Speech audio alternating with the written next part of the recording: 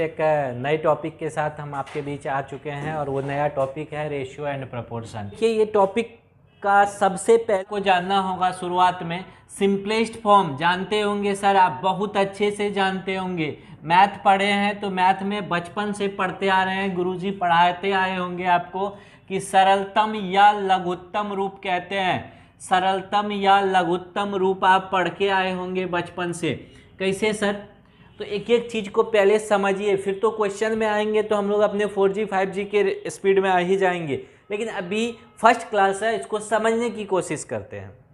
Sir simplest form में अगर एक एग्जांपल से हम आपको समझाने का कोशिश करते हैं कि हम अगर आपको कहे कि 8/12 हमने आपको दिया और इसका सरलतम रूप हमको बताएं सर, तो आप कहेंगे ना सर जी कि ये सर 4 से 2 बार में, 4 से 3 बार में, मतलब ये 2:3 हो जाएगा गुरुजी, 2/3 हो जाएगा।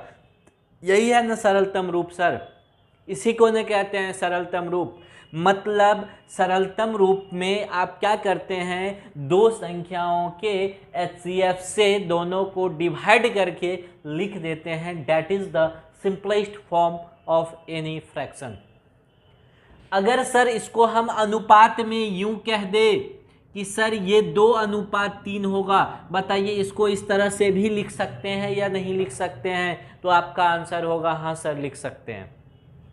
यही तो है मेरे दोस्त अनुपात, इसी को तो अनुपात कहते हैं, यही तो सिंबल है अनुपात का। अगर कोई दो वैल्यू को सिंपलेस्ट फॉर्म में लिख दे, दैट इज द रेशियो, वही अनुपात है, और इसी को अनुपात का सिंबल ये रहता है और इसको रेशियो या अनुपात कहते हैं। तो सर ये तो अनुपात का बहुत छोटा रूप हमने बताया आपको, सिंपलेस्ट फॉर्म में बदलने से स्टार्ट करके। थोड़ा सा आगे प्रोसीड कीजिए सर, ये क्यों बताना चाह रहे हैं तो सुनिए। सर इसमें हम कहे कि अब देखिए हमने कहा कि हमारे पास अभी 2/3 आया है, दोनों जगह सर जी हम कहे कि 2 मल्टीप्लाई कर दो बाबू, तो कितना कहोगे कि 4/6 होगा। लेकिन कोई एक बच्चा आया पीछे से और उसको हमने कहा कि सर ये लिखा हुआ सही दिख रहा है क्या? तो आप कहेंगे ना नहीं सर ये सही लिखा हुआ नहीं दिख रहा है, क्योंकि इसको हम लोग किस फॉर्म में बदलेंगे, पुनः किस फॉर्म में बदलेंगे सर जी? तो सिंपलेस्ट फॉर्म में बदलेंगे। तो ओवरऑल देखिए 2 से मल्टीप्लाई किए तब भी अनुपात कितना मिला सर जी? तब भी अनुपात क्या मिल गया? 2:3 ही मिला कि नहीं मिला? बिल्कुल मिला सर, अनुपात फिर भी 2:3 ही मिला हमारे पास। मतलब यहां से एक कंक्लूजन हम निकाल रहे हैं सर, एक कंक्लूजन निकाल रहे हैं, और वो कंक्लूजन देखिए क्या है। एक कंक्लूजन ये निकाल रहे हैं सर जी कि जब किसी भी अनुपात के इच टर्म में हम सेम नंबर से डिवाइड या मल्टीप्लाई कर दे सर, तो अनुपात हमारा नहीं बदलेगा। यही बात हमने लिखा है और इस चीज़ को आप देख लीजिए। कैसे सर दिखाइए? तो अभी हम एक एग्जाम्पल के साथ आपको दिखाएं। आप किसी भी अनुपात को ले लीजिए, हम कहे कि 6/12 हमने दिया, कुछ देर के लिए मान लीजिए हमने कहा कि एक संख्या 3 है, दोनों से भाग दे दो बाबू, भाग दे दिए, तो आप देखिए कितना आ गया गुरुजी? 2:4। और इसको भी अगर हम लोग काट रहे थे सर जी तो 2:4 ही ना आ रहा था कि नहीं आ रहा था? यहां भी सर 2:4 ही आ रहा था। 6/12 देखने वाले को 2:4 सॉरी 1:2 मिलेगा ना, हाँ यहाँ भी तो 1:2 ही मिल रहा है। देखने वाले को सर पहले भी ये 1:2 मिल रहा था, अब एक संख्या से लेके हम भाग दे दिए तब भी सर ये 1:2 दिख रहा है। यही चीज हमने लिखा कि सर किसी भी अनुपात के प्रत्येक टर्म में किसी भी संख्या से अगर गुना या भाग कर दे, जोड़ घटा नहीं कह रहे हैं, जोड़ घटा करने से बदलेगा, केवल और केवल यदि सर हम गुना और भाग कर देना तो हमारा आंसर नहीं बदलेगा। बोलिए यहाँ तक क्लियर है? आगे बढ़िए सर। सर अगर अब हम ऐसे लिख दिए तो आप इसको क्या पढ़िएगा बताइए हमको? अगर हमने ये लिख दिया तो सर इसको आप क्या पढ़िएगा? इसको पढ़िएगा A/B, पढ़ेंगे ना? A/B, इसी को कोई A/B कहता है। और ढेर पढ़ा लिखा जो CBSE मीडियम वाला बच्चा होता है ना, that is they called it A/B। Is it clear? Yes yes, it is very clear. Any doubt? Now let's proceed. चलिए थोड़ा सा आगे बढ़ते हैं, थोड़ा सा आगे बढ़े। ये क्या क्या पढ़ाएगा सर? ये क्या क्या पढ़ाएगा? ये पढ़ाएगा ए अनुपात बी, ए रेशियो बी, ए इंस टू बी। सबका मीनिंग एक ही है, कोई दिक्कत? सर ये पहला वाला जो ए दिख रहा है ना, इसको कहते हैं एंटीसीडेंट। क्या कहते हैं? एंटीसीडेंट। एक रेशियो का पहला वाला टर्म जो होता है गुरुजी वो क्या कहलाता है? That is antecedent. और ये दूसरा वाला जो टर्म देख रहे हैं बी, बी को क्या कहेंगे? इसको कहते हैं कंसीक्वेंट। कंसीक्वेंट। पहला को क्या कहते हैं? एंटीसीडेंट कहते हैं, और बाद वाला ये बी जो दिख रहा है इसको कंसीक्वेंट कहेंगे। बुझाया कि नहीं बुझाया? कभी भी 2-3, अगर 2:3 है तो 2 हो जाएगा एंटीसीडेंट और 3 हो जाएगा कंसीक्वेंट। यहाँ तक लिख लीजिए, नोट डाउन कर लीजिए, स्क्रीनशॉट लेना है तो ले लीजिए। आगे बढ़ते हैं। अब देखिए, ध्यान से देखिएगा कि ए अनुपात बी, ये क्या है सर? ए अनुपात बी, और हमने कहा कि बी अनुपात सी बराबर है, बराबर है। है सर, ए अनुपात बी हम कह रहे हैं बराबर है बी अनुपात सी का, तो इसको आप कहिएगा ना, ए अनुपात बी बराबर है बी अनुपात सी का, और इसी को कहते हैं समानुपात।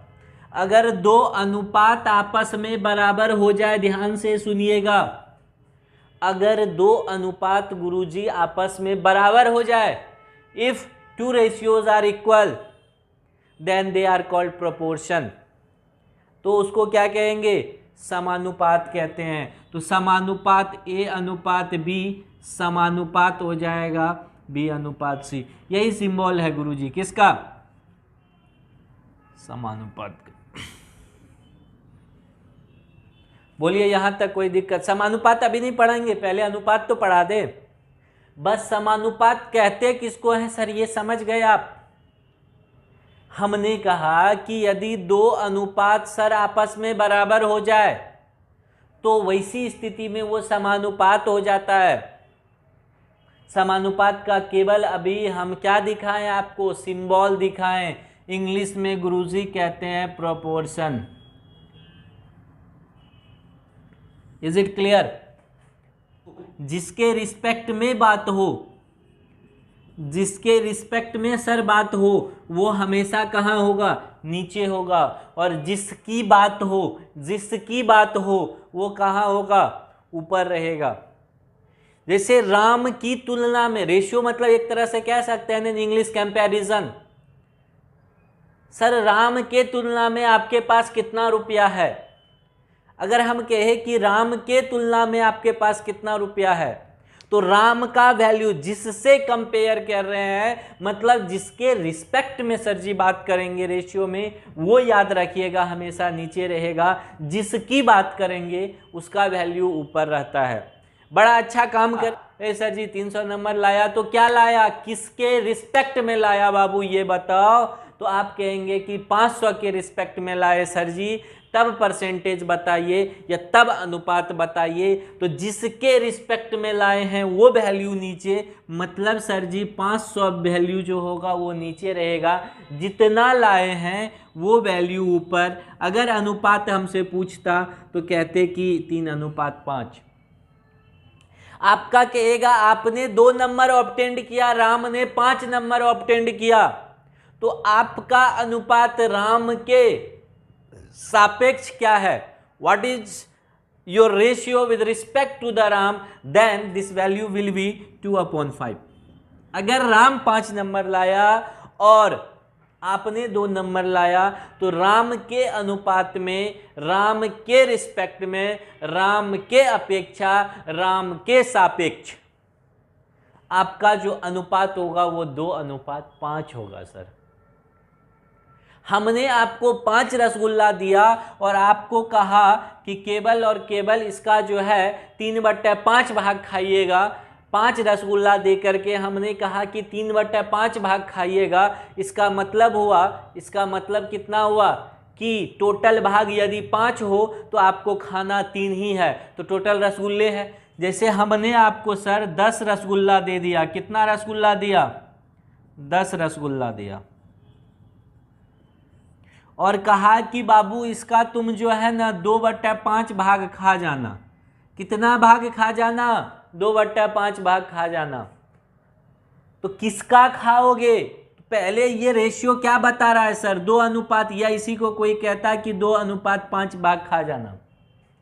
मतलब ये कहना चाह रहा है कि अगर 5 रसगुल्ला टोटल हो तब 2 गो खाना। तो क्या 5 गो रसगुल्ला हम टोटल दिए हैं? अगर 5 रसगुल्ला हो तो 2 गो खाना, ये कहना चाह रहा है यही। तो हमारे पास कै गो रसगुल्ला है? 10 गो रसगुल्ला। तो तुम कै गो खाओगे? 4 गो खाओगे। अगर 5 डिनोट कर रहा है 10 को तो 2 डिनोट करेगा 4 को। बताइए, ये बात बेसिक, अभी बस मीनिंग समझा रहे हैं हम, क्वेश्चन नहीं बता रहे हैं। यहां तक बेसिक अनुपात की चीजें क्लियर हो गई। तो अब आइए हम लोग प्रश्न की तरफ बढ़ते हैं, क्वेश्चंस की तरफ बढ़ते हैं, क्योंकि सर आपका कॉन्सेप्ट तब क्लियर होगा जब नंबर ऑफ क्वेश्चंस करेंगे। Now let's move.